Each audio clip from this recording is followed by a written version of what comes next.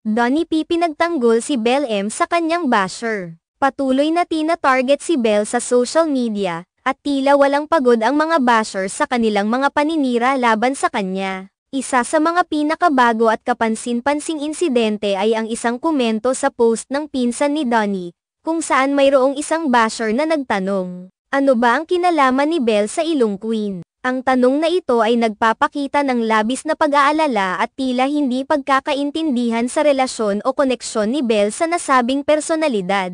Ang mga ganitong uri ng komento ay nagpapalakas lamang ng alingawngaw ng mga negatibong opinyon na patuloy na pinapalaganap sa social media. Ang pakiramdam ng mga bashers na tila wala nang nagagawa si Belle para sa iba ay nagiging sanhi ng pagtaas ng kanilang pambabatikos. Hindi na bago ang ganitong senaryo sa mundo ng social media kung saan ang mga sikat na personalidad ay hindi ligtas sa mga mapanirang opinyon ng iba. Maraming mga tao ang hindi makontento at patuloy na naghahanap ng dahilan upang siraan ang reputasyon ng mga kilalang tao, kahit na wala namang sapat na batayan para sa kanilang mga pangungutya. Sa kabila ng mga pag-atake mula sa mga bashers, si Belle ay tinutulungan at pinoprotektahan ng kanyang mga kaibigan at mga mahal sa buhay. Maswerte si Belle dahil ang kanyang mga kasama ay laging nagiging balwarte ng kanyang suporta at pagtatanggol. Ang mga tao sa kanyang paligid ay nagpapakita ng malasakit sa kanya at hindi hinahayaan na masira ang kanyang reputasyon dahil sa mga baseless na puna mula sa mga hindi nakakaunawa sa kanyang tunay na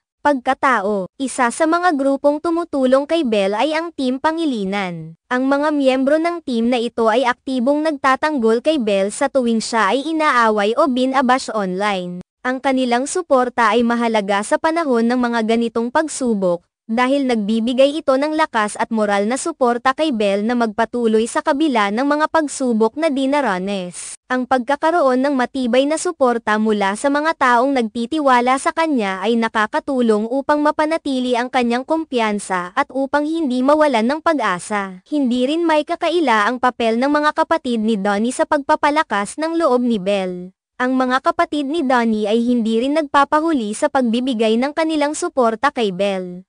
Ang kanilang presensya at ang kanilang mga aksyon ay nagpapakita na hindi lamang si Donnie ang nag-iisang nagbibigay ng suporta sa kanya, kundi pati na rin ang kanyang pamilya. Ang ganitong klaseng suporta ay nagpapalakas ng loob ni Belle at nagbibigay sa kanya ng lakas upang ipagpatuloy ang kanyang mga pagsusumikap sa kabila ng mga balakid. Sa kabila ng lahat ng ito, may mga tao pa ring hindi nasisiyahan at patuloy na naghahanap ng dahilan upang magreklamo o magpahayag ng kanilang hindi pagkakagusto.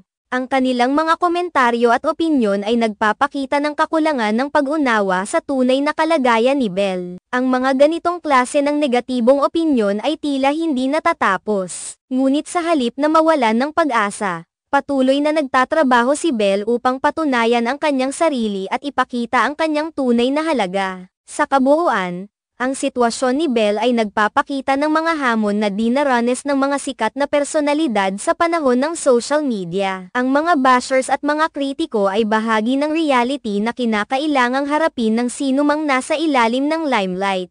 Sa kabila ng lahat ng mga pagsubok, ang suporta mula sa mga mahal sa buhay at mga tunay na kaibigan ay mahalaga upang magpatuloy at magsikap sa kabila ng mga pagsubok na dumaranas.